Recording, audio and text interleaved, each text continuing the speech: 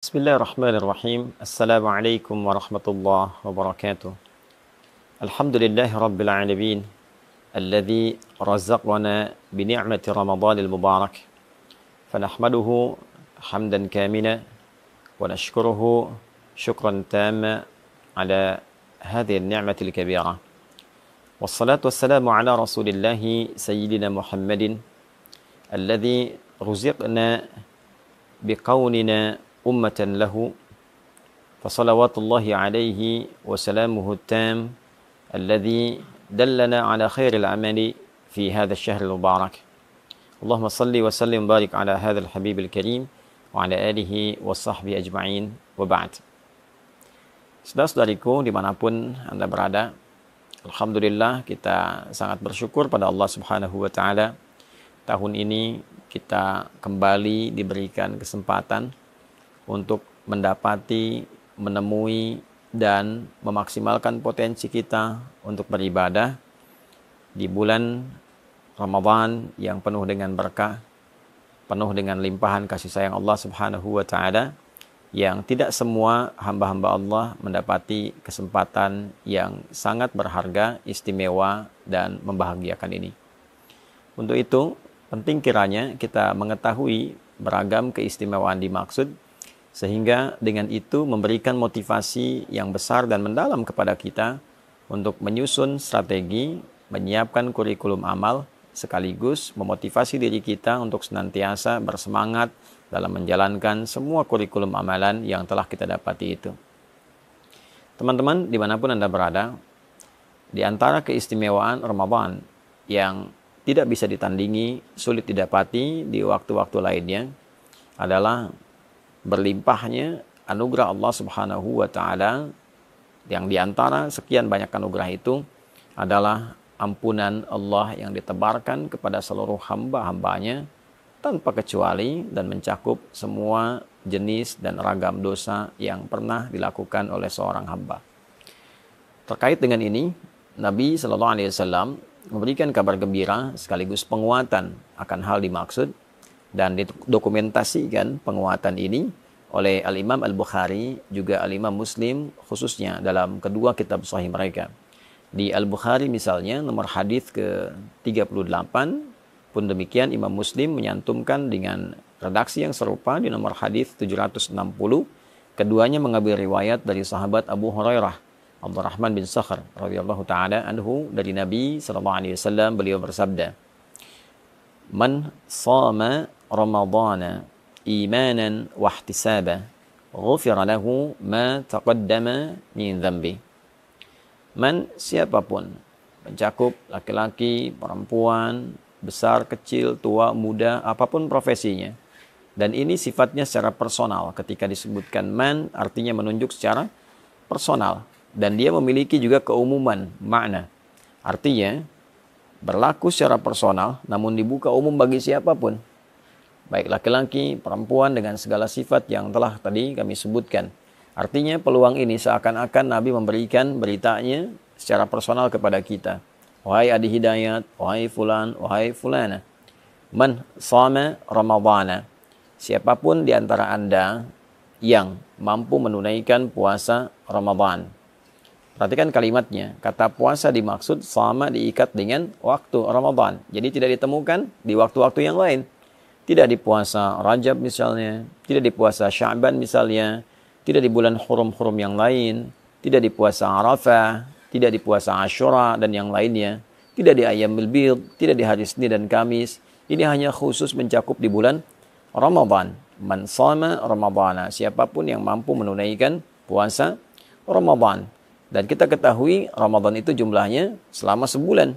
Ya, di Al-Baqarah ayat 185 jelas Allah menggabungkan kata syahr yang menunjuk pada waktu selama sebulan dengan kata Ramadan dalam momentum penurunan Al-Quran. Syahru Ramadan alladzi unzila fihi Al-Quran. Di bulan Ramadan itu yang diturunkan Al-Quran di dalamnya, itulah kemudian waktu yang menjadikan kita wajib menunaikan puasa selama sebulan penuh. Artinya, dalam konteks menunaikan puasa ini, di bulan Ramadan ini, waktunya terbentang selama sebulan. Siapapun yang mampu menunaikan puasa Ramadan, dari hari pertama, hari kedua, sampai yang terakhir selama sebulan. Dengan catatan imanan wahtisaba. Imanan ia kerjakan karena imannya, karena keikhlasannya pada Allah Subhanahu wa taala, keyakinannya untuk menyembah, mengagungkan dan menaati perintah Allah Subhanahu wa taala. Karena kalimat iman itu sandingannya adalah amal saleh. Jadi begitu disebutkan iman, pembuktiannya amal saleh. Misal Quran surah 103, wal 'asr innal insana lafi khusr illa alladziina amanu wa 'amilus shalihat. Jadi untuk menunjukkan seseorang beriman itu, maka pembuktiannya lewat amal saleh. Ya, pengertian terbaliknya, mafhum mukhalafahnya, ketika seseorang menunaikan amal dan disebut dengan saleh, maka tujuan utamanya adalah untuk membuktikan keimanannya. Kepada siapa? Kepada Allah. Jadi bukti iman itu adalah taat. Taat itu wujudnya adalah amal soleh. Perbuatan kita yang ditujukan karena Allah Subhanahu wa ta'ala. Karena itulah ketika satu kata yang menunjuk pada ibadah, kemudian disandingkan dengan kata iman, ingin memberikan kesan bahwa syarat penunaian ibadah itu dianggap benar, dianggap baik jika memang ditujukan untuk kepentingan imannya. Dalam arti dilakukan karena Allah Subhanahu wa ta'ala. Karena kalimat iman pertama dalam Al-Quran dan disifati dengan kata ghaib, wujudnya adalah penyembahan dalam bentuk salat. Al-Baqarah ayat ketiga, alladzina yu'minuna bil ghaibi wa yuqimunas salat. Itu orang-orang takwa itu, orang yang mampu mengimplementasikan imannya ketika dia yakin pada Allah walaupun belum tampak dalam pandangannya, lalu dia buktikan keyakinan yang kuat itu dengan cara menyembahnya melalui salat. Maka dari itu, ketika puasa diikat dengan kata iman, ini ingin memberikan kesan batasan bahwa orang-orang yang akan mendapatkan jaminan keistimewaan di bulan Ramadan ini adalah syarat pertamanya, dia menunaikan puasanya hanya karena Allah, untuk membuktikan keimanannya kepada Allah. Itulah sebabnya pembuka kewajiban puasa, ayatnya diawali dengan kata panggilan iman. Ya ayyuhalladzina amanu. Al-Baqarah ayat 183. Hai semua orang yang telah menyatakan beriman. Kutiba alaikumusiyam. Dengan imanmu itu diwajibkan engkau mengimplementasikannya dengan cara menunaikan ibadah puasa di bulan Ramadan. Karena itulah kemudian penunaian puasa ini bukan hanya dikerjakan karena orang lain berpuasa. Bukan hanya dikerjakan untuk membuat sebuah status di lingkungan kehidupan sosial. Bukan hanya dikerjakan motivasinya untuk mendapatkan bukaan.